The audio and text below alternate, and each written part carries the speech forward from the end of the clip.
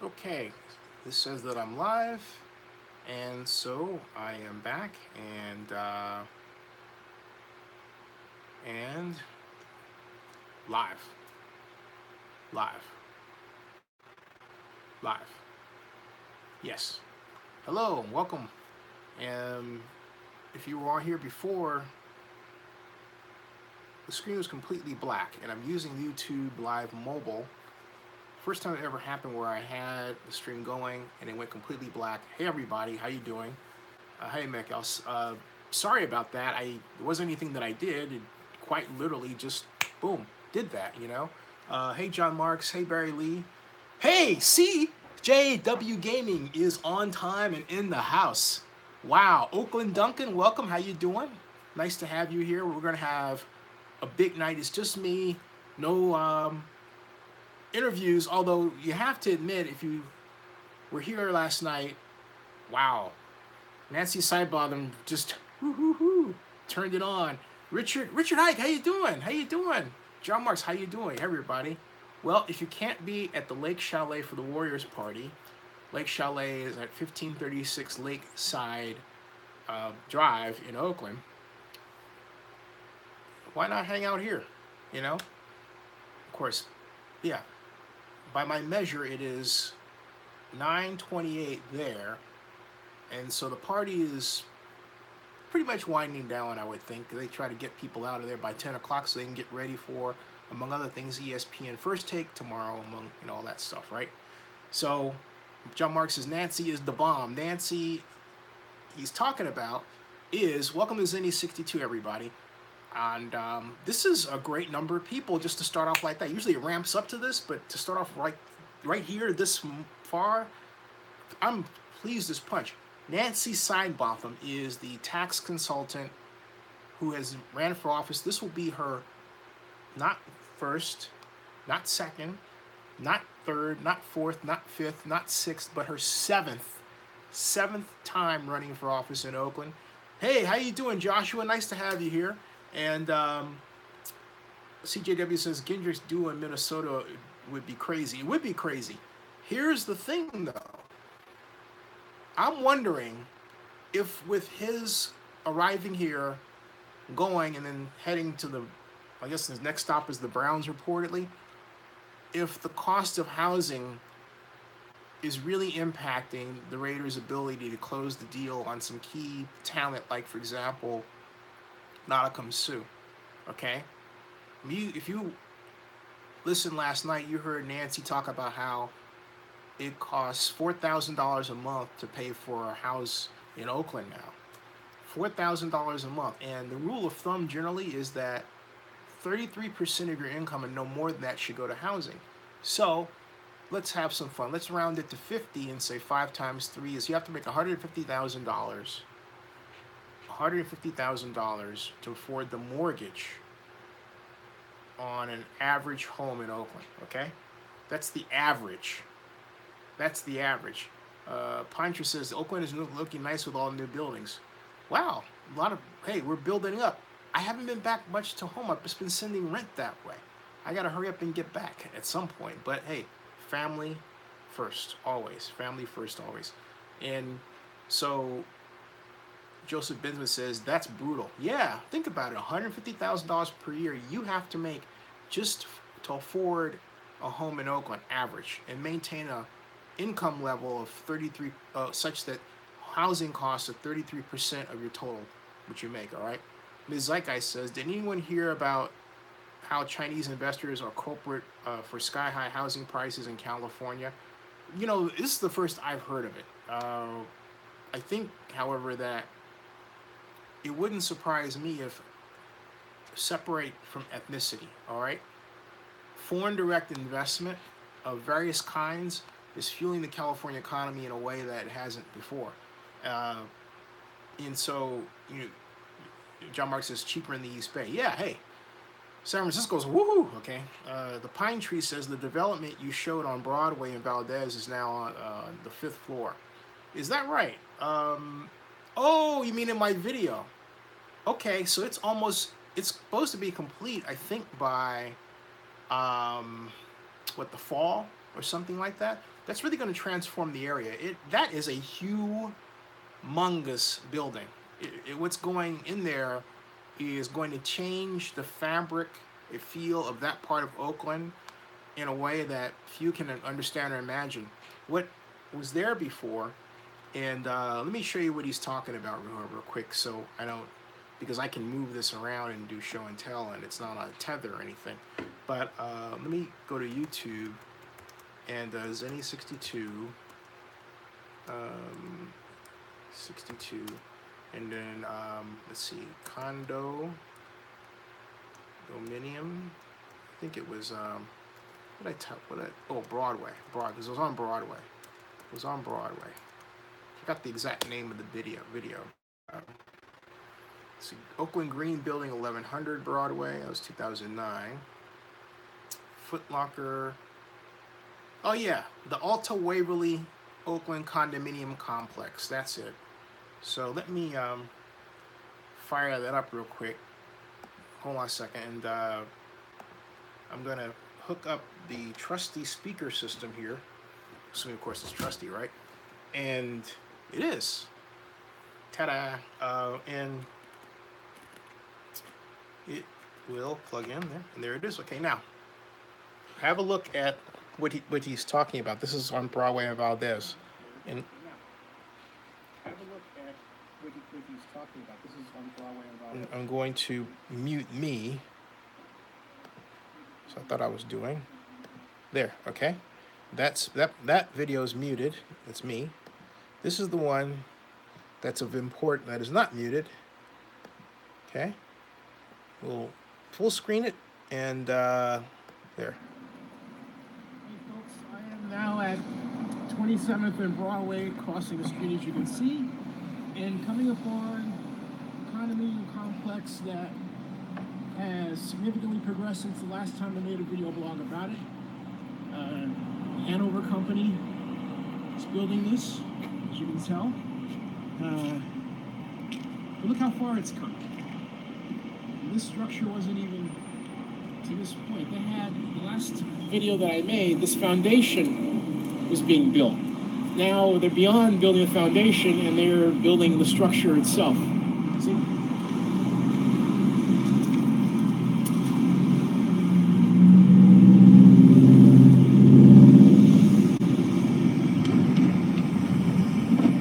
Restaurant and retail available for lease. Steve Cutter, John Moroso, and John Woodcock. Lockhouse.com. It's not called Lockhouse. Anyway, just wanted to give you a taste of that. That's what he's talking about. That's a long video that is, I don't want to run through too much because it's not, specific to the main conversation, which is the Raiders, but it does give you an idea of how things are changing in Oakland and the housing, okay? Now, let's talk Raiders. Let me get your comments, first of all. Ms. Zeitgeist says, these investors are buying homes and charging high rates, and 12% of these homes they buy are vacant. CJW Gaming says, do you believe about the 76ers deal about the president making fake Twitter accounts and criticizing the players? Yeah, I believe it. That's crazy, yeah. That's the world we live in today. People are, look, Jack Dorsey, after some fits and starts, I was at the Twitter launch party way back March of 2007 at Mighty nightclub in San Francisco. Who'da thunk it? Twitter wasn't even the largest platform of its kind at the time. That honor went to a site called Pounce, started by Leah Colvert. And if you say, who's Leah Colvert? I will show you. And Leah, who I had the pleasure of meeting over drinks at a party, Culver, excuse me. Leah, this is Leah Culver, okay? Right here. This is Leah Culver. This is the person who, had she kept her focus on Pounce and not sold it at 6 apart, we would be using the term pounced or pounce rather than tweet or Twitter. Her. That's Leah, okay? Leah Culver, all right? She is a computer programmer and startup founder, 2006 computer science graduate of the University of Minnesota. And 2007, she co-founded the microbiology site Pounce, acquired by 6 apart December 2008. She's now 35 years old. And like I said, but she was also, if you were kind of wondering what this is about, um, that's Leia, all right? However, Leia is also a sex writer, all right? That is another story in her life. That is her at her website.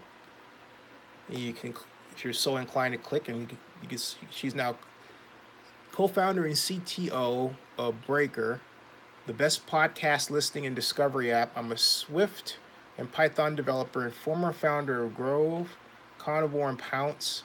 I'm also an author of both the OAuth and Embed API specifications.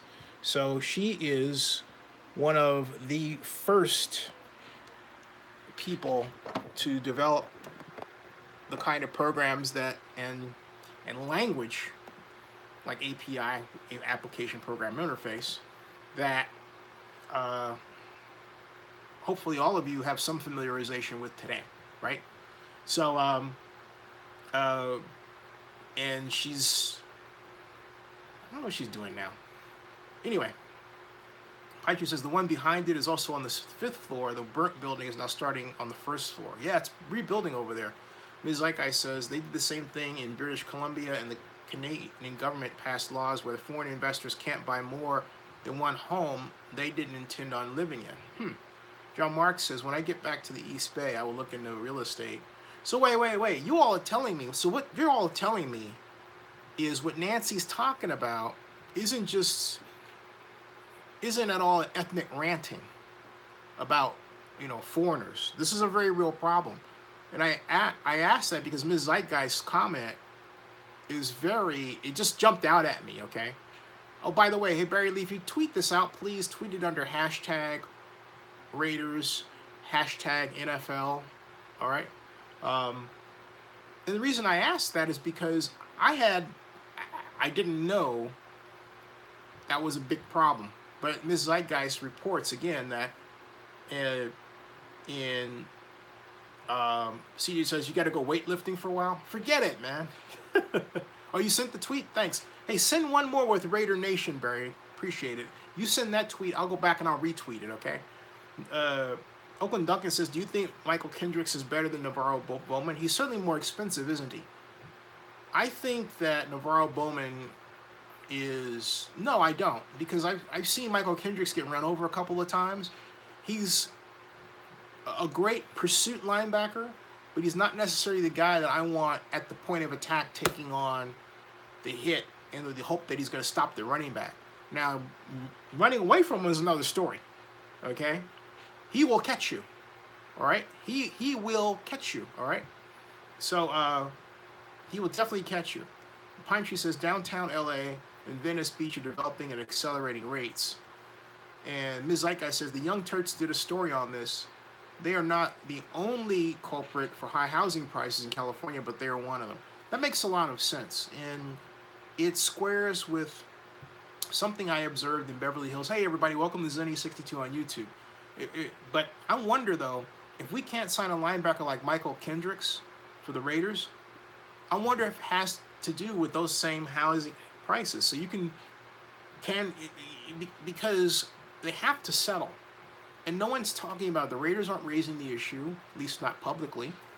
But I'm wondering if that's why, for example, Nadaka Masu didn't come in, and now maybe Mychal Kendricks may spurn the Raiders for another place.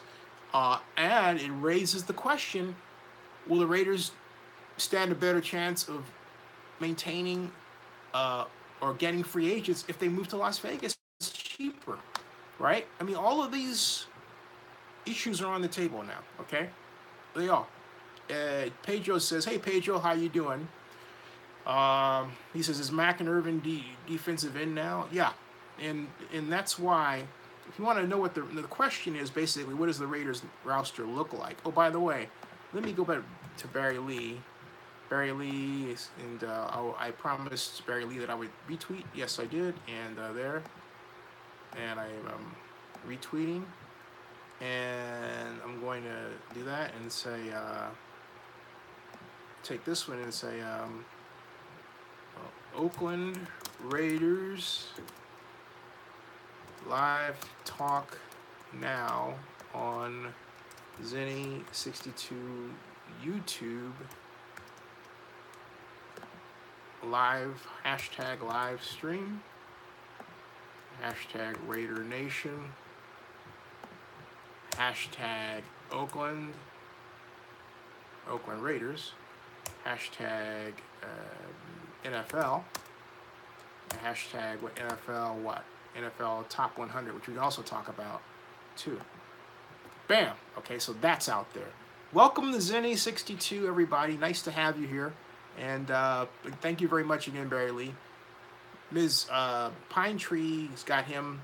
And then Pedro says, yeah, okay, all tweets done. Thank you. We've got that done. Now, the other DUD I want to check out is the latest on Kendricks. So if I go to Twitter and type, because it's great to get these updates, right? And see, it says now, we've had, the last time that I did a search for Mychal Kendricks, it was Mychal Kendricks Vikings was a top search, which means a lot of people were searching on that. But I think what's happened is a lot of them went to bed, and so now Mychal Kendricks Raiders is number one because the West Coast is 3 hours back of it's 9:43 and people still tweeting a search about him, including me. So, and then it says Mychal Kendricks Vikings, Mychal Kendricks Browns, and then, Mystery Crush. So, and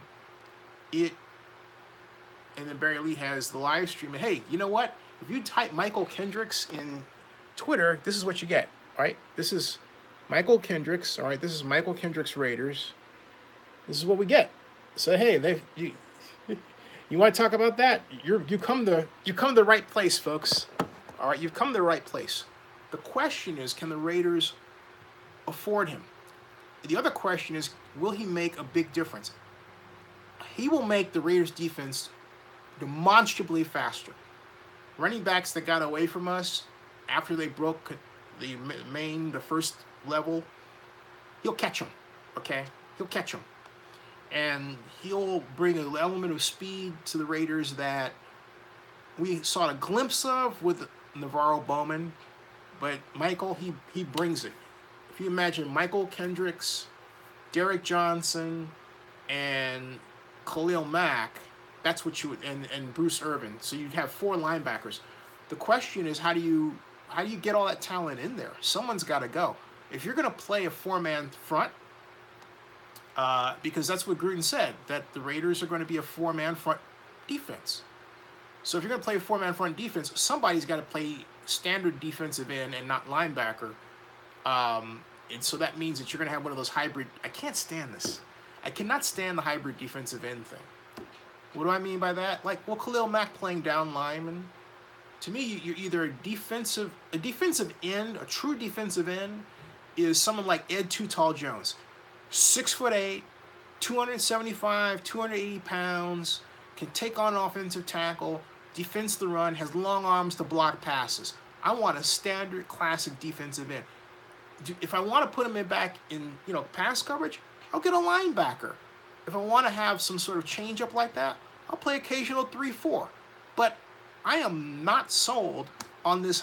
I think it's this wussified. It is. That's what it is. It's a wussified defense. You show me a defense like that, I'll run on it all day long. I'll pound your freaking linebackers into submission. The Raiders better not play that kind of defense. That not good. Not good at all. No. I'm sorry. It just isn't. You want to get me upset, you talk scheme, and you throw that crap at me, I'm like, okay. No. And so, Donut says, someone better need to advocate affordable housing in California. Yeah. John Mark says no housing in Oakland. Then John Mark says Ed Too Tall Jones was a god. Hey, John Marks, did you see my interview with Ed Too Tall Jones? Just out of curiosity. Joseph Benjamin says, I agree, like my boy Michael Strahan. Thank you. Hey, look at the Bucs defense. They got Jason Pierre-Paul. You think he's got some more gas in the tank? I think so. Watch the Bucs defense. Talking about Tampa Bay Buccaneers. Oh, by the way, I'll get to that in a second. The Blaze Miller, welcome. He says Mac Irvin will play both defensive ends, and yeah, but the Blaze, that's what I'm talking about. It's that hybrid stuff, right? And as Cowboy Wrestler says, and I agree, hybrids are the worst. The Raiders had the hybrid system last year, and did nothing. It didn't do any good. Why do that? Donut says rent control or price control. What's the difference? John Mark says guaranteed 8 losses on the Raiders this year. John Mark says no Zinni on the Ed Tuchel Jones interview. Okay, I'll play that a little bit. Ms. Zeitgeist says they draft to get Mike McGlinchey in the first round, but the Niners grabbed him first because they lost the coin flip. Joyce Bisbee. But you know what? That's after they moved down. The Raiders could have had Vita Vea if they just stayed put. But they were trying to save money. They were doing it El Cheapo style. That's what was going on. Because they've got their dollars tied up elsewhere, like in John Gruden's pocket. Just being honest. So, Joseph Benson says, you can get Ed Too Tall Jones on your custom-made Ultimate Team Madden. I like that one. Custom-made Ultimate Team Madden. And so, hey, everybody that's here, fire off your questions, please. Just fire them off. I'll catch them, throw them out there. If you never put a question out before, please don't be shy. Fire them off. Here is your time right now. Go. Pedro says, the way things look now with everything signed, it looks like the Raiders are moving to Las Vegas. I truly believe the only thing left would be to build a lawsuit against Mark Davis. You're right. Cowboy Wrestler says, what do you think about Dez wanting to go to San Francisco? Dez Bryant wanting to go to San Francisco is one thing, but I don't know if the Niners don't seem to actually want him. And there's something that happened with Dez that's being kept under wraps. I don't know what it is, but I have to say it's highly unusual to see the Cowboys treat a number 88 like they treated Dez Bryant for the first time in Cowboys history. The Cowboys receiver with number 88 was unwritten rule that was hollowed ground. That was a person you didn't touch. That person was gold. Drew Pearson, for example, gold. Okay, and you did Michael Irvin. All right, look how they treated Michael Irvin. But with Dez Bryant, that was broken. They just let him go. Something happened. Something happened. What that something was, I'd like to find out. Yeah, I really would. Oakland Duck asks, how do I feel about the Raiders' secondary? I have never been concerned about the secondary. The Raiders' problem has been pass rush, and that lack of pass rush has been a child of their two-gap technique and that wussified approach to defense I was talking about. The Raiders played essentially a 2-down lineman, 4 linebacker, 6 defensive back system, okay, last year. If you take a look at it, the 2-down linemen were really over the guards. And the ends were sometimes they were down, sometimes they were up. It's a variant of a kind of a defense that Fred Schirmer brought into the NFL, I believe, 16, 17 years ago when he was with the Rams. And then went over to the Green Bay Packers, if memory serves. So that's how I feel about it. How do you feel? How you doing, JP from the P? Nice to have you here. Pedro Gallardo says, I think once the defensive scheme gets settled out, they will get the true defensive end in the future. It's a first year in a new system. That's an interesting point.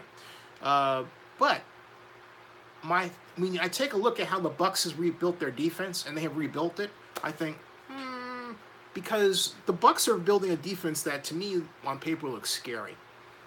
And they did it the right way. It's a mix of the exciting young rookie in Vita Vea with the wildly crafty veteran tough guy and Jason Pierre-Paul with the fast linebackers and the young secondary that's basically mostly SEC, Southeastern Conference built, okay? I love the Bucs defense. I mean, if the Bucs defense with the talent doesn't perform well this year, the next path would have to be firing Mike Smith as the defensive coordinator. No question about it. So, any information on Mac's contract? No, but I'll check right now as I see here. John Mark says, Dez needs to be with the New York Giants. Let me do something. There's more tweets coming in about Mr. Kendricks here as we talk. There are 3 new results on Twitter. One of them, my live stream. So, again, welcome to Zenny62. We're talking Mychal Kendricks. And he says, Mychal, I hope you come back to Cal and play for the dark side. Let me click on his Twitter account and see what's happening with him. Mychal Kendricks says, the face you make when you're over the BS, okay? Then he's got that still. He hasn't tweeted anything. And there's no tweet that indicates, hey, I saw him at a bar, man. I saw him in Oakland hanging out. I saw him at, you know what I mean? He's sticking around trying to get tickets to the Warriors game, right? I haven't seen anything like that. The hot rumor and the thing that I really expect him to do, to be frank with you, and that it really depends on Chris Spielman, the Vikings general manager, but I highly expect that Mychal will go to join his brother in Minnesota with the Vikings. That's the opportunity, I believe, that will attract him the most, and he will do, as opposed to the Raiders, because I still believe there is some issue there with free agents like Kendricks and housing. And I'm not saying obviously every person doesn't have that as a concern, otherwise Doug Martin wouldn't have made the jump, right?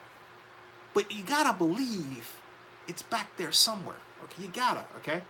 So Joseph Bisman says, yeah, the Bucs defense is definitely shaping up well. I like the defensive in San Diego building as well. Cowboy wrestler. Joseph Bisman says, hey, laugh out loud. If you want to call the Chargers of Los Angeles, L.A., good. Go ahead. To me, there will always be San Diego, and Joseph Bisman, I completely 1,000,000% agree with you. Now, I did promise Ed Too Tall Jones and the interview that I conducted with him on Radio Row at Super Bowl, the 50th Super Bowl. It was a treat and a high honor to be able to talk with him, not just to talk with him, but also to talk with him about the Dallas Cowboys fan. Excuse me, you heard that. Head coach and fan. All right, hold on a second. All right, so let me freeze that. Then put that here. All right, Ed Jones is too tall. You have any doubt that Ed Jones is too tall? Take a look. There he is. Okay. All right. This is one of the more interesting. All right, unmute. There we go. Cowboys fan, and Tom Landry was head coach and a fan of this man. It's an honor to introduce you to legendary Ed Too Tall Jones. Mr. Jones, first of all, thank you for the time. Second, what was it like to learn and play in the flex defense, and what was it like to play under Coach Tom Landry? Well, it's totally different from anything I'd ever experienced, and what I loved it because watching it, growing up a Cowboy fan, I saw how successful they were. So, and also it has a lot to do with make a difference when you have good teammates. Randy White, Harvey Moore, John Dutton, and also I had the opportunity to play with Doomsday One, Bob Lilly, Jethro P, Larry Cole. Those guys took me under their wings when I first got there, helped me to learn and digest the system right away, and that made a big difference with me. For those of you who don't know, the flex defense is more like a zone defense against the run. How long did it take you to get used to just taking that hit, putting that shoulder down there and guarding that, The most difficult thing about the flex, which is designed, like you said, to shut a team down, to gap a team where they cannot run if you play it well. But I had to be if it's strong side, a 4-point stance at 6'9". Yeah. 2.5 yards off the ball, reading the offense. Now that I didn't like at first because that's something totally opposite of what I had done in college. Exactly. But we were winning. I had to learn it and had to do it. And after, I saw where it was working. We were shutting people down. Then it grew on me and I loved it. Hey, and your thoughts about the late Tom Landry? Listen. If I had to describe him with one word, I would say he's a genius. Because not only did he know offense, he knew defense, he knew special team. He would program all the assistants, and they would program us. So that's hard to find nowadays. Most head coaches nowadays are PR guys. Also, I got to know him off the field. Coach Landry loved this place. Yeah, sure. And thank you, folks. A story about my time with Ernie Starner is attached right here in this description. Thank you, sir. Thank you very much. Yeah, that was fun. I mean, I can't get enough of that because as I've said before, and I'll say again, I wasn't interested in football until Mom knew Otis Sistrunk. He came over, uh, University of Mars, Raiders nose tackle, right? Legendary man and great man, lives in Georgia now. But uh, I was interested in being an intellectual dude and urban planning and everything else, right? So, make a long story really short, I got invited to Dallas Cowboys headquarters to watch film by the late Ernie Staunton, who is his coach. And I forgot to ask about him. I'll get another shot. But in the flex defense, Coach Landry took feedback and control theories that he learned in engineering, studying engineering at the University of Texas, and he applied them to football, first with the Giants and then the Dallas Cowboys. And that got me, boom. And I always look at football now from a perspective of feedback and control. In other words, basically, not just feedback and control, but also time motion studies. Feedback and control, what that is basically is, all right, if I do this, what's the reaction? What's the feedback? If I run this play, what's the feedback? Control is basically how, in football parlance, I design a play to realize an objective, and if I haven't done that, why? So that's the basics of it. Time motion studies, which I swear by, basically ask the simple question: how long does it take you to do X within play that's designed in Y way? All right, that's how I look at football. I always have. But I digress. This is about you, and I want to get your stuff out there. So post your questions and comments. You know, if you're watching, I don't care if you're in Bangladesh, maybe your English isn't so good, fake it. All right, watch. Paul Vinegas says, thanks for the ride. It was nice stream, thinking that with all the issues in Vegas, that Oakland may have a chance to keep the Raiders. It's time for me to move on to Las Vegas. Raiders will happen. Hey, Paul, look, I mean, here's the thing, okay?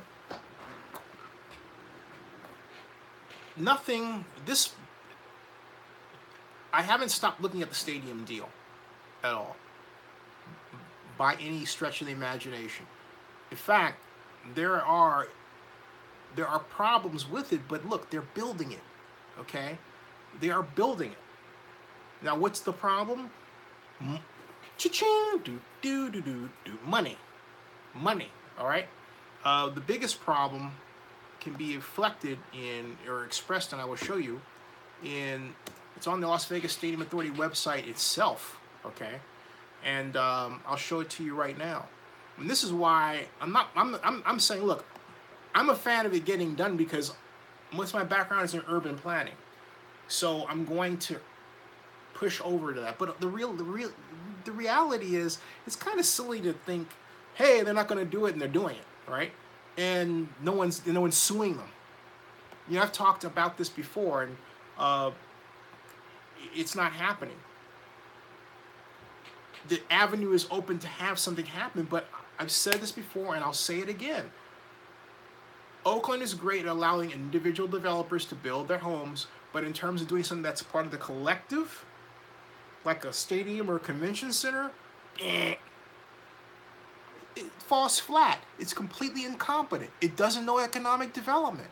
And so to expect success in a situation like that is foolish. I will repeat, Oakland does not know how to do economic development, so to expect stadium operations success, to expect public infrastructure building success in a way that creates jobs in the current leadership structure is foolish. It isn't that the mayor can't do the job. She can. She has to want to. We're all people. We can learn. But the mayor is in that way, and I'm tearfully sad to say this, is stubborn in that way. She blew it. Okay? I mean, I'm a supporter of her getting reelected. We don't have any better options other than me, and I'm not running. But she blew it. Okay? If I decided to run, I'd win. That's how much I understand what's wrong with the city. Okay? There are people who would go to any length to make sure I didn't win. But me aside, we've got a massive problem. I think once I said that, someone clicked. I was like, I'm not watching this anymore. Too funny. All right, enough about me. but more about the room tax revenue summary report. This, folks, presents to you the problem. This is the latest. This is the latest of it. I'm going to show you right now. Okay, right here, right now. Okay, this is it. All right, and then I'll get to your comments. Okay. Um, I'm not going to confuse you with all this. I'm just going to take you right down to what's happening here, and it's this. March, that's the budget. That's actual. The budget was 4.7 million they expected for room revenue. They got 4.5 million. That's a negative. Look at all these deficits. See? Deficit, surplus, deficit, deficit, deficit, surplus, deficit, deficit. Okay? And that's the problem. So right now, you've got fiscal year-to-date revenue here, and it's only, and the actual is less. All right? So that's for this year. For if they have one more year of negatives, the entire project is negative. All right? That's the problem. Okay? That's the big problem. It also reflects. Whoa, sorry about that. Sorry about that, folks. Didn't mean to hurt you. Hope you're okay. It's also reflective in the fact that the budget, the approval for the stadium for budget was, I believe, just over 500 million, and whereas the bond issue that's supposed to be that was approved was for 650 million. Well, it was at 750 million, but really the proceeds was supposed to be 650 million, right? And but listen to this, because this reflects the actual problem at hand. This is something that people aren't going to talk about yet. I just wanted to make sure that I had the information ducks in a row. And there's certain people that now that the bond issue's passed, they don't respond to me anymore in terms of questions. So I'm thinking, oh man, they're going to leave me out there, but that's okay. I'll do my own calculations. I'll be just fine. Raiders. What I'm doing right now is I'm going back to the latest, okay, information, boo, boo, boo. And hold on a second. Rejuvenated under Gruden. Boom. Michael.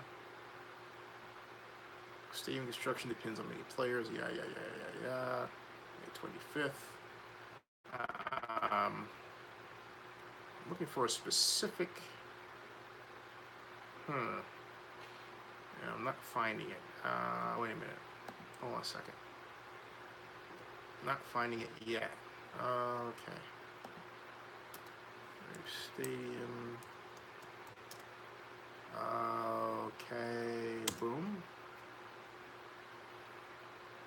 Okay. Scrolling down, I'm looking. This particular piece of information that I'm looking for. And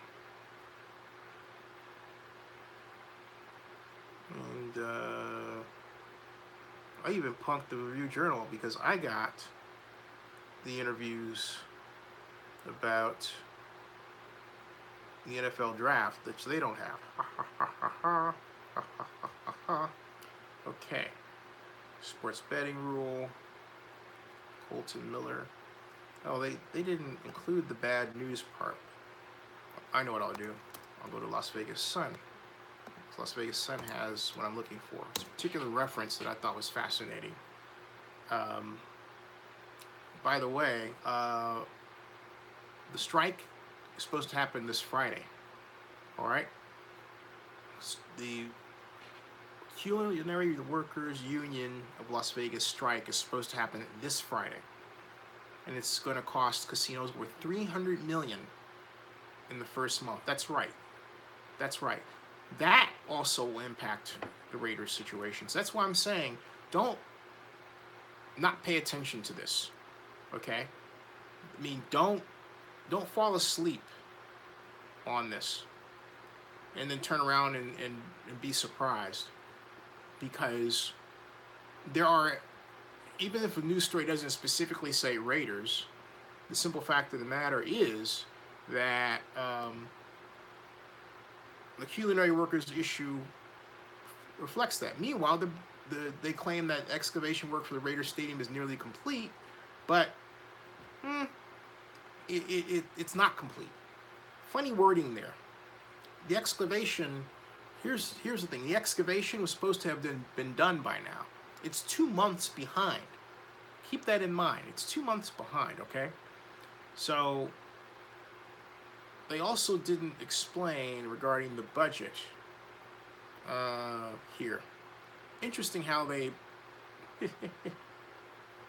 how certain information doesn't get pushed up by Las Vegas media, which is why it come into play. And I have some news on that end too. Raiders budget Raiders budget stadium. Boom. Okay. Budget finalized. Oh, here it is. Las Vegas Stadium Authority okays $546.3 million budget, all right, for fiscal year. And that, if you think about it, that's let's see here. Yeah, that's $104 million less than the $650 million the bond issue is supposed to cover. All right? Okay? And this article by the Review Journal doesn't even deal with it because Rich Villoda, that's not his area. He doesn't understand that sort of thing, okay? So he doesn't, get that.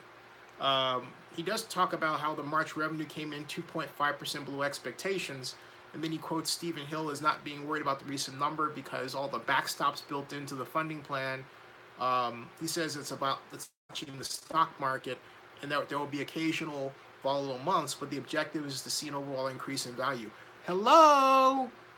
You've had constant decreases. Stephen Hill always likes to put a rosy picture on things.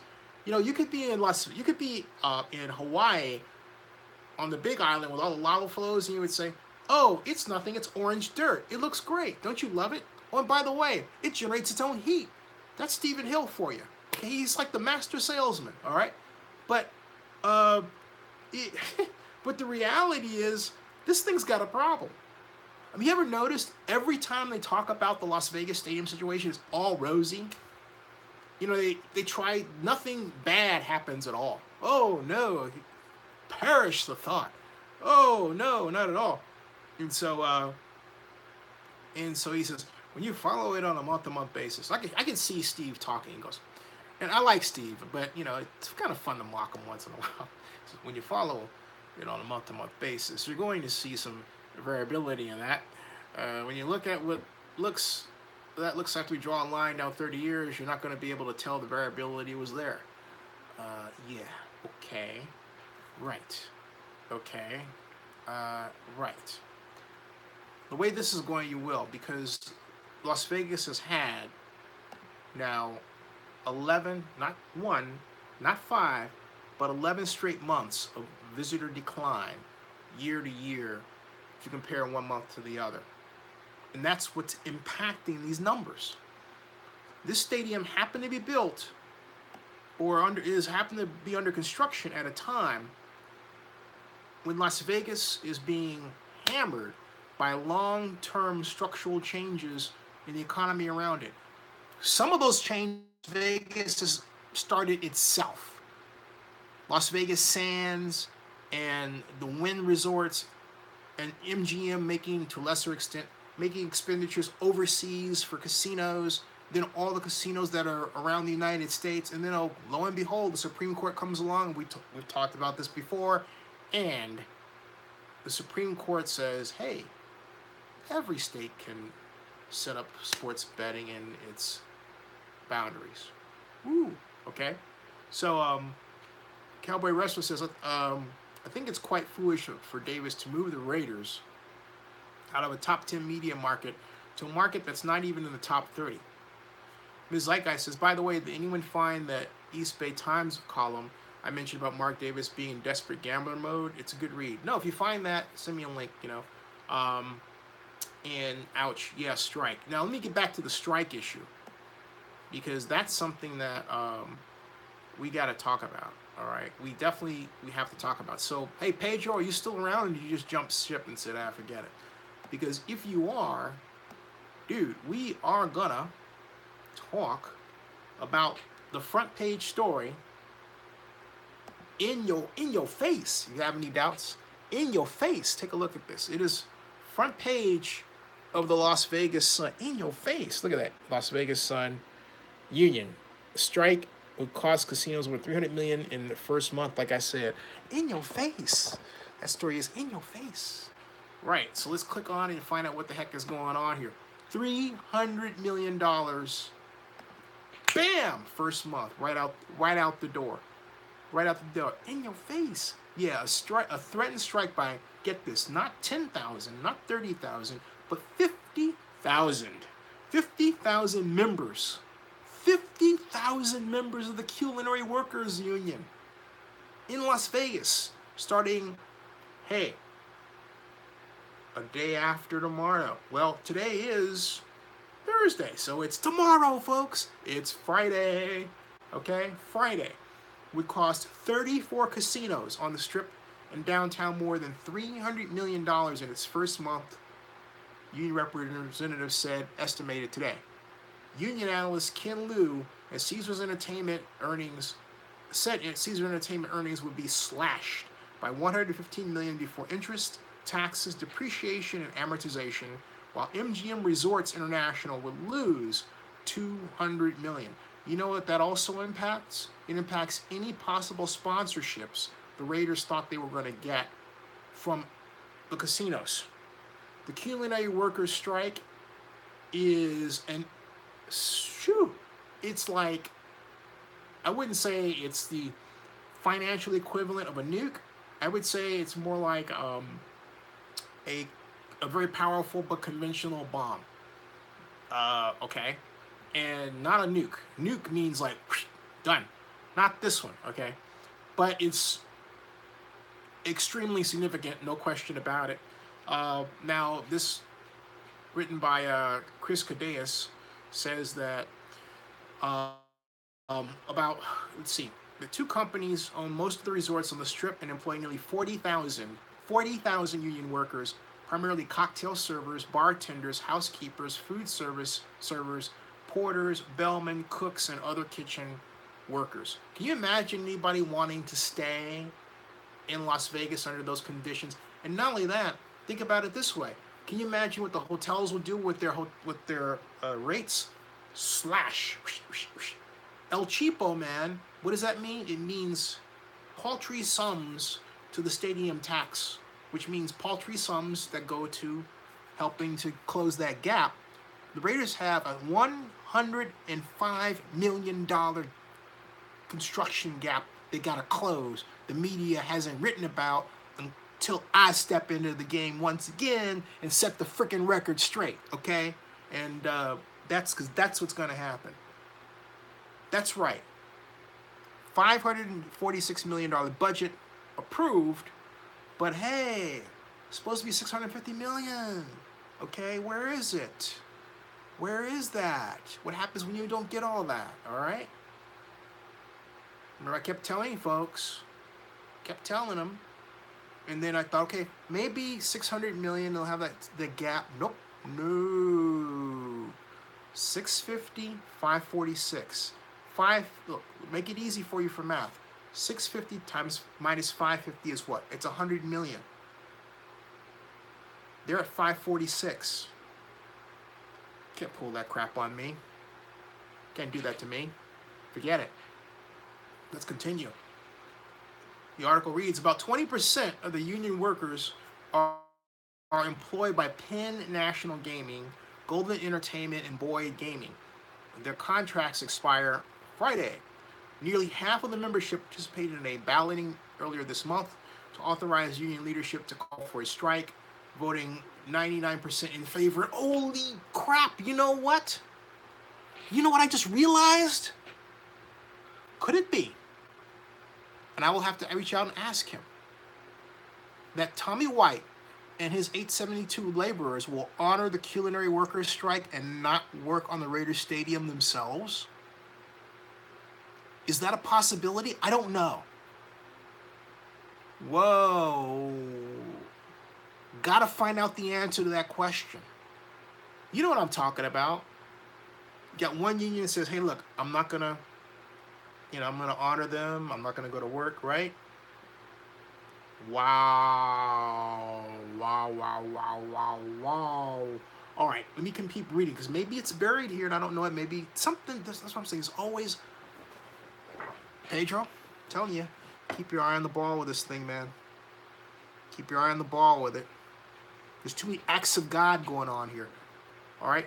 Hey, welcome to Zenny62. If you just joined us, chime in, write down your dang question. Just sit there and watch me. Come on. Dudes, dudettes, come on now. I see you.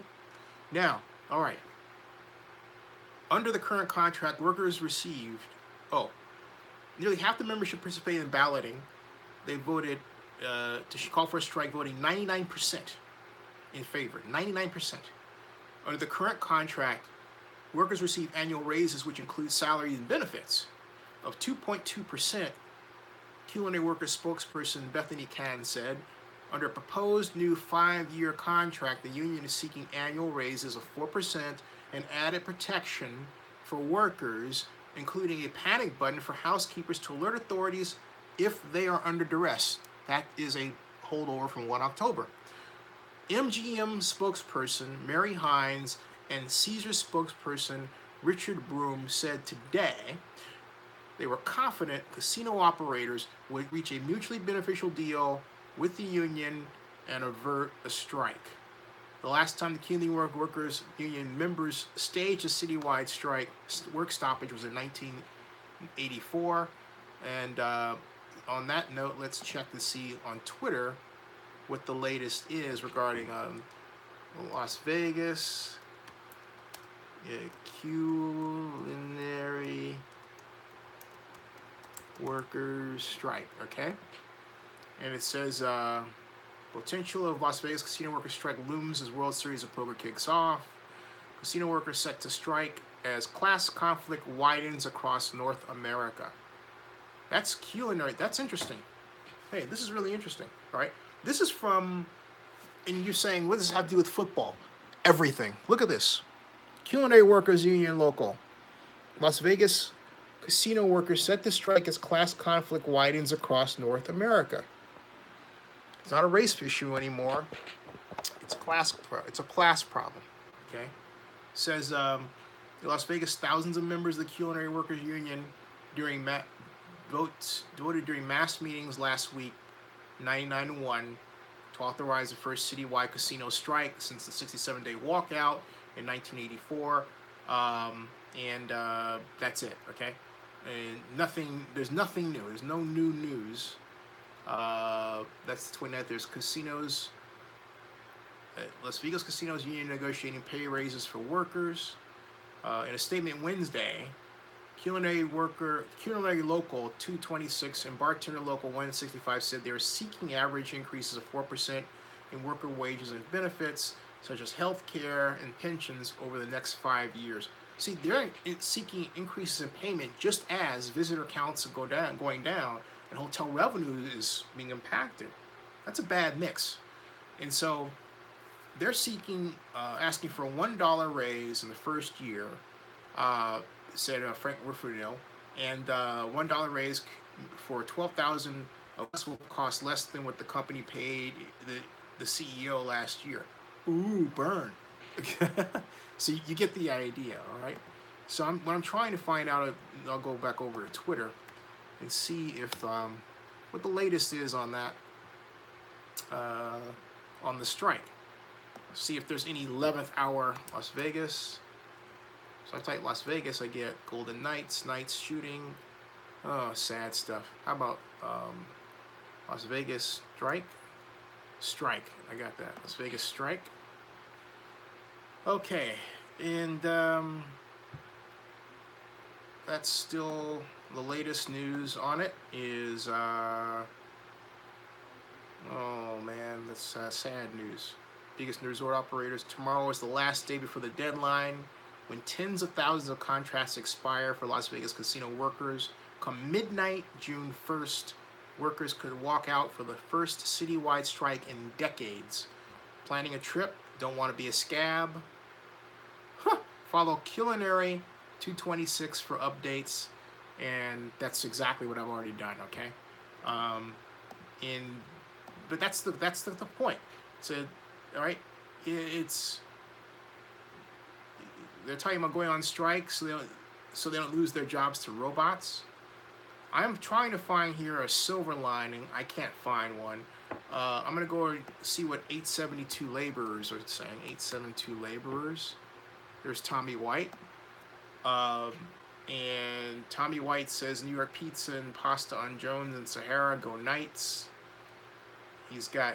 Tommy White just bought a pizza. This is what Tommy White did. Tommy White bought a pizza in the shape of a golden knight, all right? That's what he did about 6 hours ago, okay?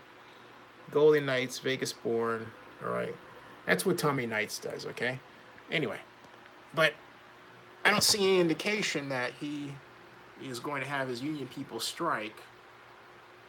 And it says robots, oh, this is a nod to it. Take a look at what he did, okay? Look at this. Robots ready to take over the strip. This should be fun. Okay, I think that's a nod to how he feels. That's a sign, okay? That's a sign. That's a sign. So I think, that's a sign. And it says Tommy T's talking about steam's moving along quickly, but yeah. The question is, hey, will 872 workers honor the culinary workers and stop work on the Raiders Stadium? Simple question. All right. Rob Iman, how you doing? How you doing? All right. Now I'll get back to your comments and everything. So now that we've severely looked at that one. All right. Gotcha about the Miss Zeitgeist. Thank you. And CJW Gaming says, one question about the Raiders. This is my opinion. I think that Carr will get better over the years, but right now him and Blake Bortles are on the same level, and Carr needs to improve or he is gone. Hey, you know what? Am I the only one that thinks Christian Hackenberg has a chance of spelling Derek Carr? I do. Okay. I really do. Gruden keeps bringing in... To me, Gruden bringing in Hackenberg is a sign that Carr is not exactly cutting it the way that he wants to. There's something that Carr isn't doing, and I think I know what it is, that is causing Gruden to get the wandering eye. And what I believe it is, and it's no knock on Derek Carr, is Derek's the kind of guy that, as he told me, in fact, I'll get this interview, all right? This interview is telling. I'll never forget it. Derek Carr is in E62. Derek Carr. And I asked him I didn't intend to ask him a technical question, but you know me. I like football strategy, okay? So, I just do, all right? And it was after, this was 2015. So, well, let me see here.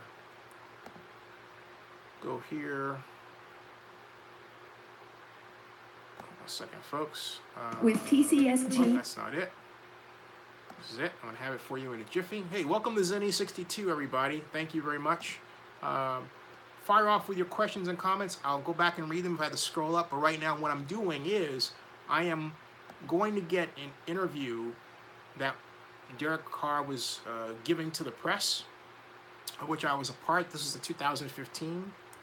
All right. And I thought it was quite telling about the degree to which he actually thinks about an offense as opposed to, feeling an offense, going beyond it, understanding it in a way where he's not a robot, all right? This really, I obvious by the fact that I'm going to get it, I never forgot the exchange. And I didn't. Where is it? Kind of going out here. Come on, page switch over. Oh, come on, refresh. And September, it was August 30th of 2015. There it is. I found it. Here it is, folks. Ta-da. Dressed in his civvies, okay? All right. And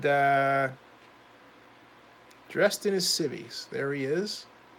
Post-game interview. Clicking on that, waiting for it to open. Clicking on that, all right. Internet providers promise small business a lot. Comcast Business offers more complete reliability with up to 8 hours of full. Right here. That sucks, man. You know, first of all, I feel for him because I love him as a man. But I don't really think there's too much major of a difference. We just go out and whatever coach calls us. Here it is. Our goals are a lot higher. Our goals, our mindset is a lot higher. We got to finish better in the red zone, and I'm going to fix that. I'll get that fixed you put on me, and we'll get right. Mr. Carr, what's the main difference between the design of this year's offense versus last year's offense? It's hard to say. There's obviously in the NFL, a lot of people carry the same concepts, and they maybe just call it something else. But I don't really think there's too much major of a difference. We just go out and whatever coach calls, that's what we're going to do. We can do a lot of things. So whatever he calls, that's what we'll do. Are you running the read option more this year because Coach Musgrave mentioned bringing elements of Chip Kelly's offense into this offense? If he wants to, yeah. If he wants to, I'm all for it. But that's up to him and when they get their staff meetings. Jeremy, down to the red zone. Okay, see, to me, he's not the kind of guy that really sits down and he doesn't strike me as a guy who really likes to talk technical football a lot. Okay, and there's nothing wrong with that, just personality. He just says, I'll do what the coach tells me to do. But that is in opposition to what John Gruden said, and I know John. John wants Carr to think beyond what he asks him to do. He wants him to think independent of the coach, okay?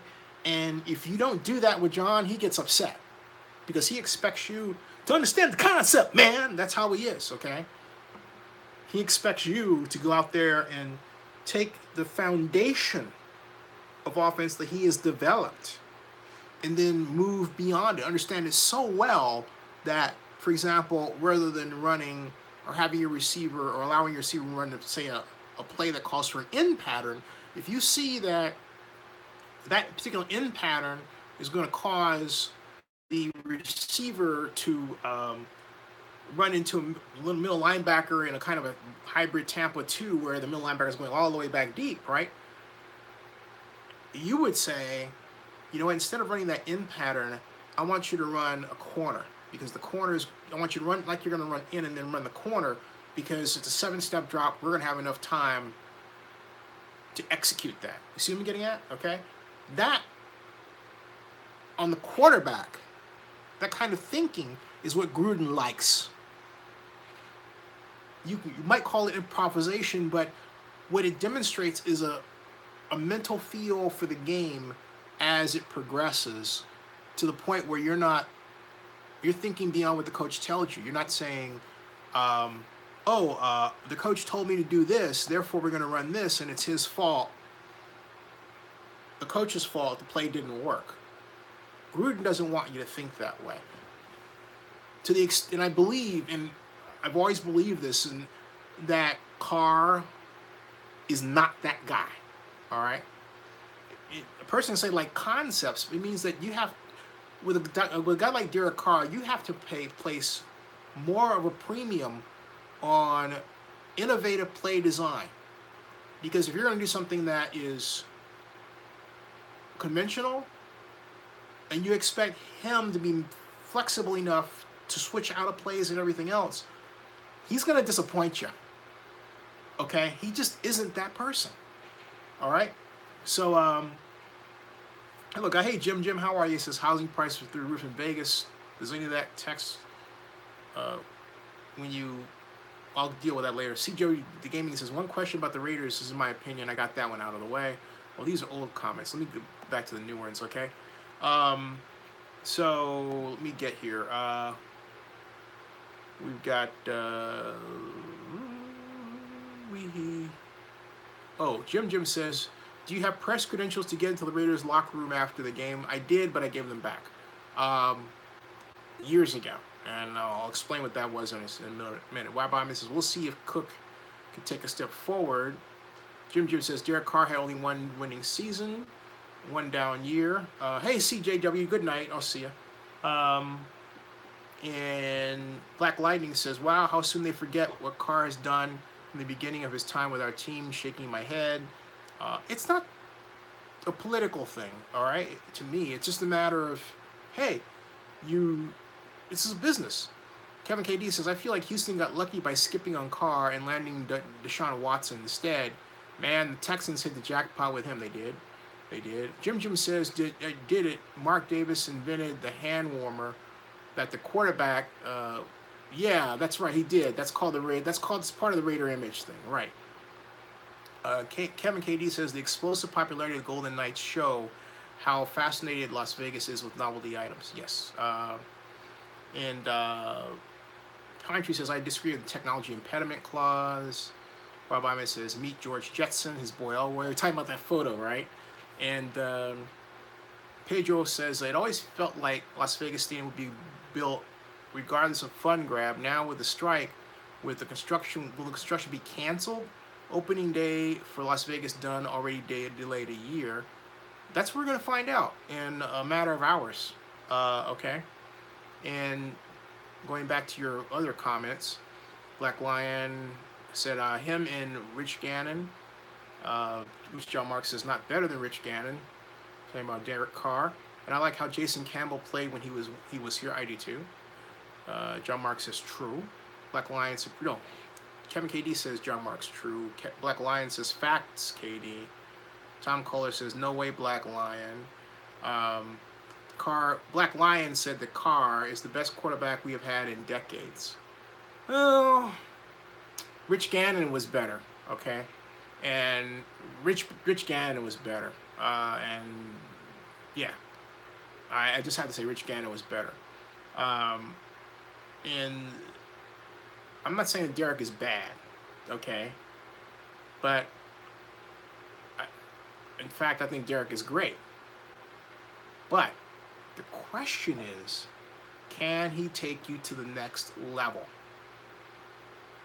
This year will answer the question, is Derek Carr a Super Bowl champion quarterback, or is he a coach killer? A quarterback good enough to get you to the dance, but not good enough to win it. And I say dance, I don't mean the Super Bowl, I mean the playoffs, okay? Because you're dancing to get in the Super Bowl. Black Lion says, Gannon, who I loved, has been retired for years. Rob Iman says, I could see Carr get benched if he stumbles out of the gate. Me too. Would it be by Hackenberg? Kevin KD says, Zuckerberg should buy the Raiders and revamp the Coliseum. I will go on Twitter tomorrow and ask him to buy the Raiders. Do that. In fact, I'll join you. Why not? Black Lion Supreme says, since then we've had garbage until Carr, who did not have a lot to work with until now and has never, he said, has never what? And has never had a defense ever. And then Tom Collar says, Carr had one good season, yet to say he has been the best is ridiculous. Kevin KD says, even with Carr not being flexible with his thinking, man, can he sling it. He spins it a lot like A-Rod. John Mark says, wait for Carr to win a ring, then call him the best QB. I agree. Black Lion says, Carr has thrown for over 4,000 yards outside of last year. CJW Gaming says, one last thing before I go. I think the Raiders this year are like the 2016-2017 Vikings. Both had good defenses. They had decent quarterbacks. Vikings had Bradford with Diggs and Beason. And CJW Gaming says Raiders, Jordy, and Cooper with Carr. And Ms. Zeitgeist says the column I mentioned was written by, I know Chris DeBenedetti. In fact, you might be Chris DeBenedetti, Ms. Zeitgeist. I say that because I tagged him. I tagged Chris on Facebook. Because Chris and I go back a long, long way, even though he's stayed out of touch lately. But you know, he writes occasionally for the enemy. That's all I'll say. But as I call them the enemy. And so Rob Ivan says, I think the Vikings would regret signing Cousins. Black Lion Supreme says, I should have said after Gannon. John Mark says, Kurt, you like that Cousins? Kevin KD says, Rob Iman. In fact, I wonder how Cortland Sutton is doing with the Broncos. Rob Iman says, it'll be intriguing to see what Cousins does with Diggs and Thielen at his disposal, and with Dalvin Cook talking about going in Minnesota. It will be. Melvin Lovejoy says, Carr will break all the Raider passing records in the next 2 years. Ooh. Rob Iman says, I've never been sold on Cousins. CJW Gaming says, Rob, he has a good defense and 2 great wideouts and a good tight end, but one thing he will have trouble with is a line. Rob Iman says, Denver will regret signing Case Keenum. Kevin KD states, Carr is more talented than both Bradford and Bridgewater, though. No, he is not more talented than Teddy Bridgewater. No way. That's nuts. I'm sorry. No. That's like, no, No, I don't know where that's coming from. That's kind of like, what you talking about, Willis? No way, no how. Not in the next century. Never, ever, ever, ever. Pedro Gallardo says, isn't John Gruden the first offensive-minded head coach Carr had? Jack Del Rio had no defense to predictable, not Carr's fault. That's a great point. That is a great point. However, he did have a great offensive coordinator in Bill Musgrave. Of course, Jack Del Rio did kind of blow that, didn't he?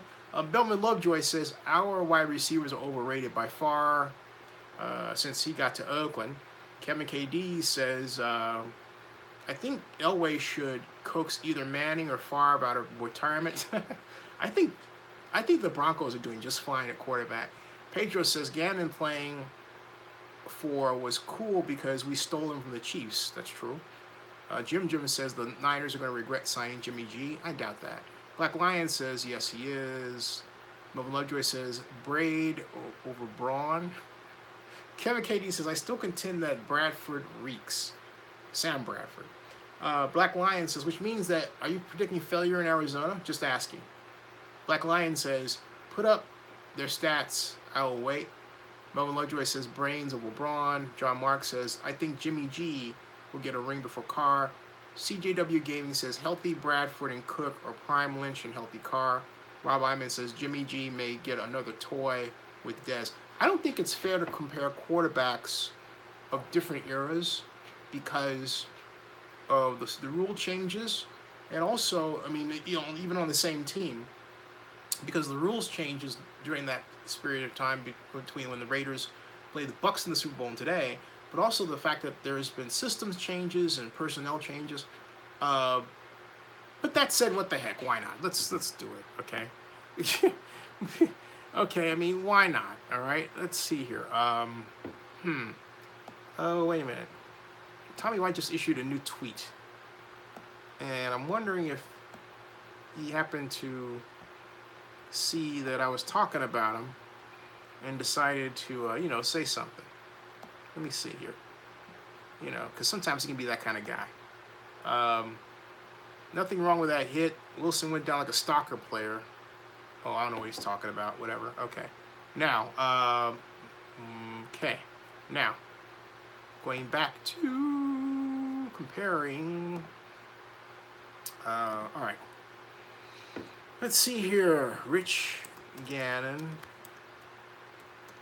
This is Derek Carr. And I'm typing that because I'm betting somebody made the comparison. And Rich Gannon destroys Raiders and Derek Carr after a loss. Derek Carr versus Rich Gannon.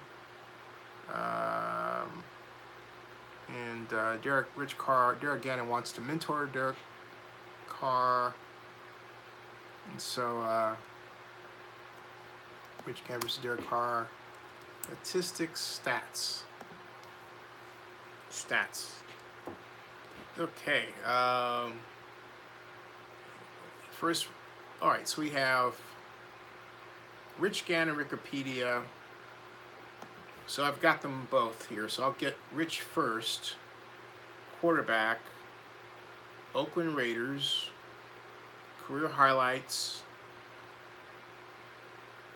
They need to break out his time with the Raiders here, which they do. This has been the Vikings, Redskins, now the Raiders. Okay. Let's see here. Raiders nearly won the game because NFL career statistics. Oakland. They don't break out Oakland separately from here. And let's hold up this. Let's just say Rich Gannon Raiders. Rich Gannon Raiders stats. Okay. Rich Gannon stats. Rich Gannon NFL career. They don't break him out separate from the Raiders. They have career stats. Let's see how the NFL does this. So they've got year-to-year Oakland Raiders, but they don't have a summary of him with that team, with the Raiders, right? That's what makes this kind of, hard to do. I would actually have to sit down and break this out myself because it's not done, all right? It's not done that way. I mean, what I'll do in the interest of time is I'll go back and I'll sample, because he was with Oakland from 2000 to 2004, okay? And so they have him, first year, 3,828 yards. Second year, the Super Bowl year, 4,689 yards. The next year, 1,274 yards, and then 2004 is 524 yards. So his best year, he threw for nearly 5,000 yards. His yards per attempt were 7.59. He had 26 touchdowns versus 10 interceptions. His longest game was 75 yards. He had 7 fumbles. Okay, so that's him. Now, if you go to Derek Carr, all right, I'll keep that there. Derek Carr, Raiders, career, all right. In NFL.com reports recent games. Whoops, excuse me. Okay, career stats. Okay, so Carr has had no season where he's thrown for over 4,000 yards. He had 3,270 in 2014, 3,967 in 2015. So you take a look at here, folks, just so that, this is what I'm looking at, all right? Okay. He had, see that? 39.67, then 39.37, and then 34.96, okay? So he has never tasted the world of the 4,000-yard passer since he's been with the Raiders to date, okay? It hasn't happened. He had 13 interceptions last year, 20 sacks, passing. He had 22 touchdowns. So the year before that, he threw for 28 touchdowns. The year before that, he threw for 32 touchdowns. Okay. He had 1 year, and that was 2016, where he only threw 6 interceptions. Okay. So Rich Gannon's one glorious year turned out to be arguably the best passing year in Raiders history. That was, in fact, let's see here. Oakland Raiders.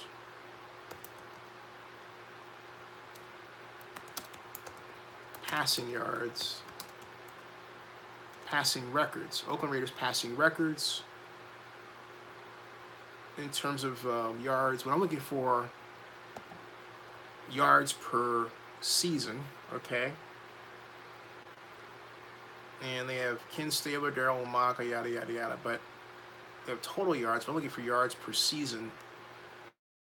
If we got yards for a particular season, right? Let me try this another time here, another way, rather.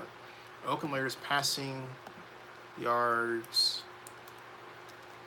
season records, okay? So it's career leaders, single season passing leaders, all right? Passing, scroll down, we've got Rich Gannon. Rich Gannon holds the record for yards for the Raiders. I thought he did, but I wanted to check. Of all time, 4,600. Take a look here, folks. Right here, look. Okay, look at this. 4,000. So here's the list. Okay, Rich Gannon, Carson Palmer, Derek Carr, Jeff George, Rich Gannon. So Rich Gannon holds what? Of the top 10, 1, 2, 3, 4, 5, 6, 7, 8, 9, 10.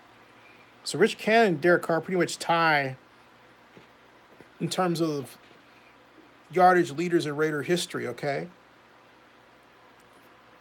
There they are, all right?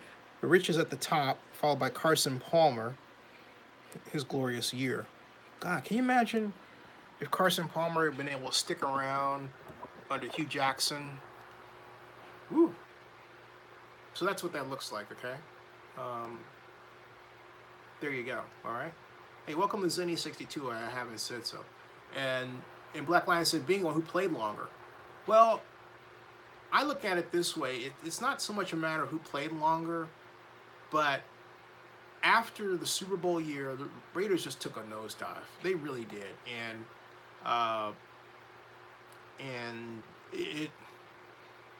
they never really recovered from it. It took them a long time, okay? It took them a long time to recover from it.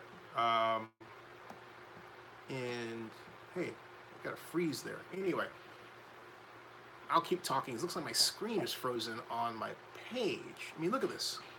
I'm talking to you, right? But look at this. I'm frozen. Okay. Melvin Lovejoy says, we've got the, hold on a second, Melvin. I'm just trying to make for this change, and I don't know what's going on where I'm getting the spinning wheel of death here. So I am going to force quit the browser and reopen it. See if, yeah, because Google Chrome, I think due to the fact that I had iTunes open and didn't know it, it's giving me a problem. All right, so that's, okay, now I'll go back and reopen it. And you know what? You didn't feel a thing, did you? Okay, it is now 1:50. I'm going to stop at 2 o'clock. And let's see here. And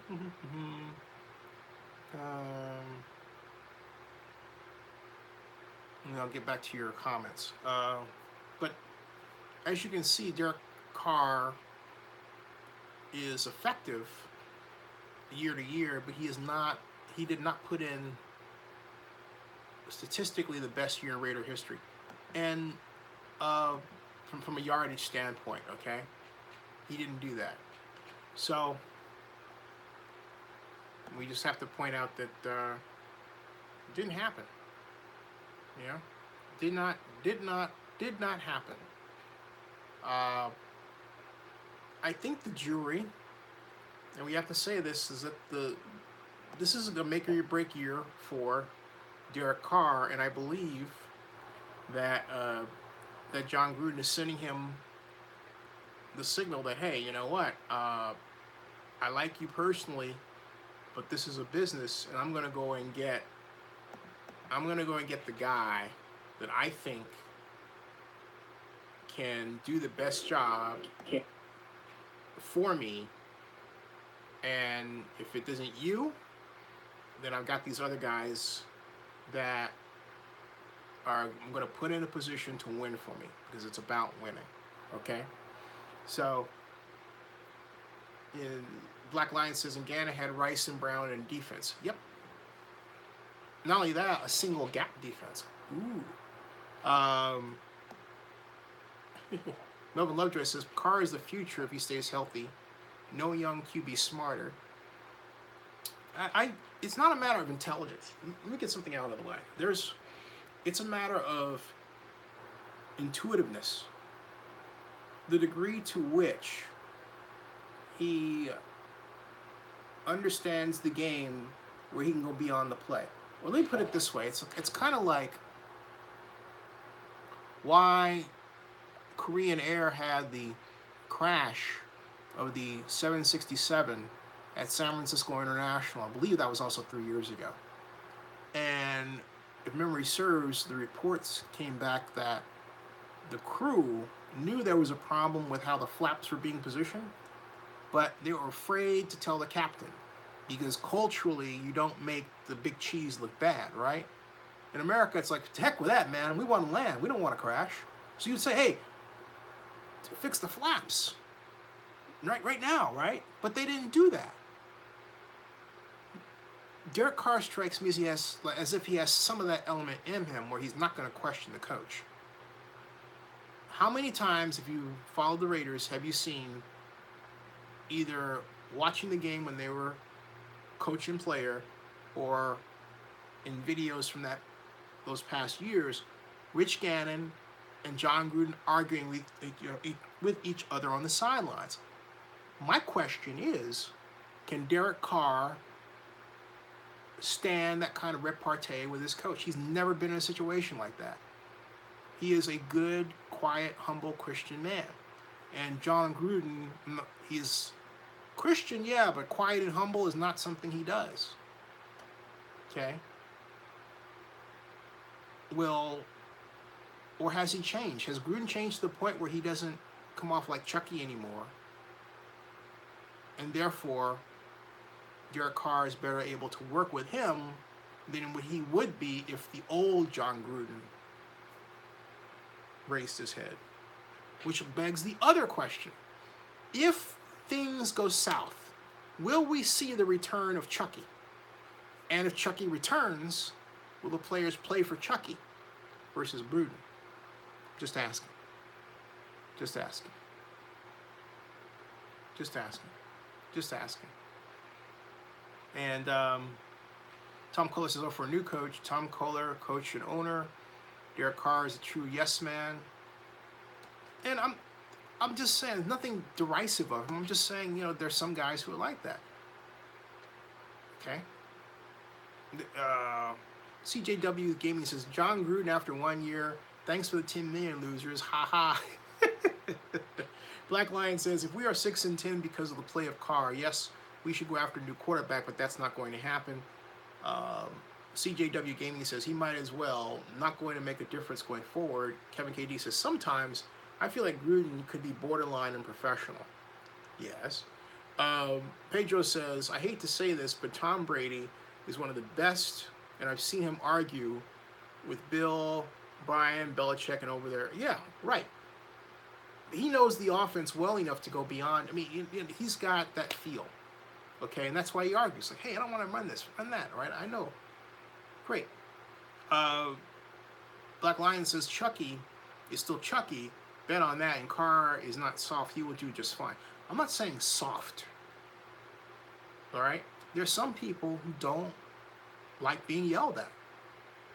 And if you're a good coach, you have to understand that. They don't like yelling. Heat of battle. Carr's never been in a situation where he's had a coach yell at him on the sideline like that. He's had arguments, like he had an argument with Tom Downing. Remember that? They were going back and forth about stuff.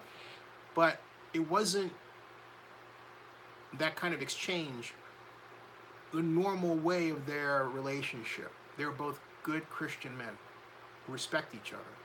Okay? So that's why I'm saying one should be concerned if the Raiders are getting the kind of guy that John Gruden is that may rub Derek Carr the wrong way over time. When we start talking about live bullets, in other words, live action, right, as they say, okay? So,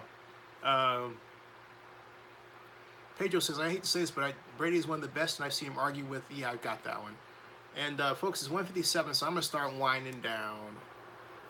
Whew. Oh, this has been a long one. I've been on this one for a while now, since,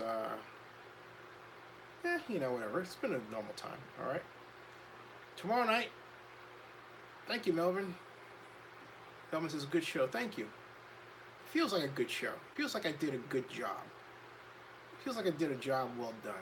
Hey, by the way, has anyone checked out Oakland News Online, my new blog? By the way, before I go out, let me show you something. This is the new face, the new state of Zenny 62, okay?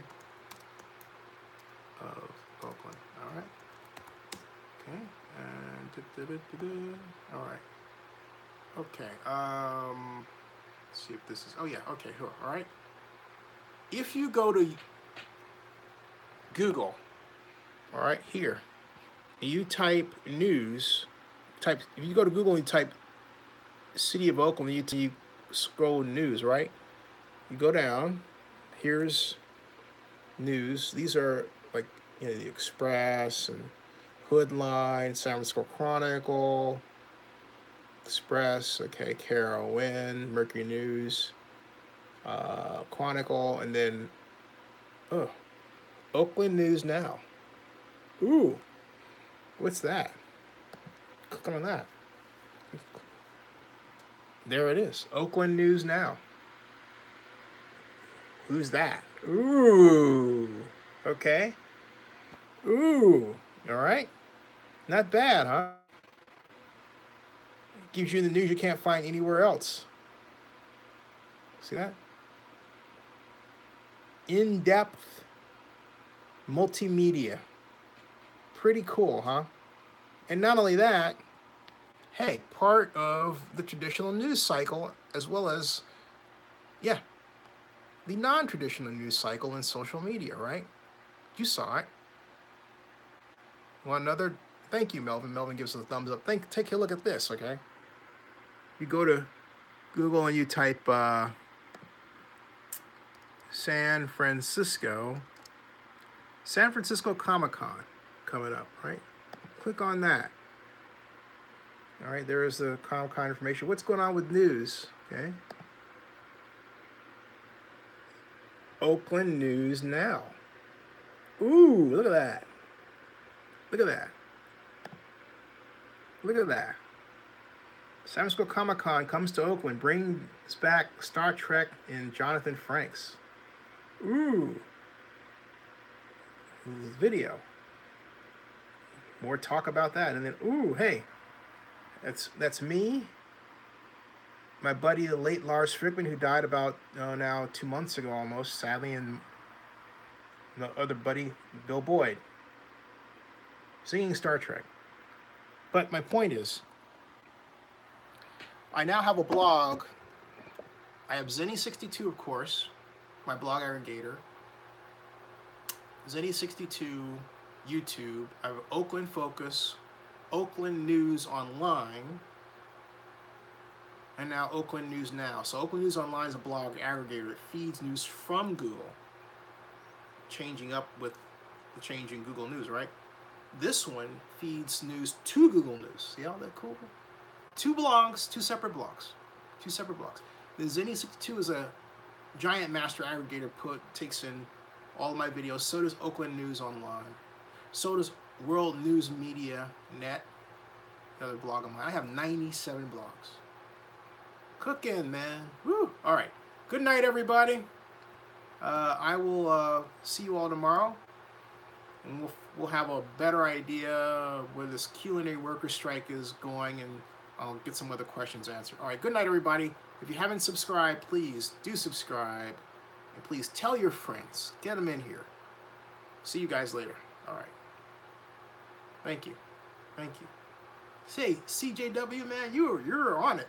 Thank you. Good night, everybody. Thank you. Thank you, Black Lion. Thank you. Thank you. Thank you very much. Thank you.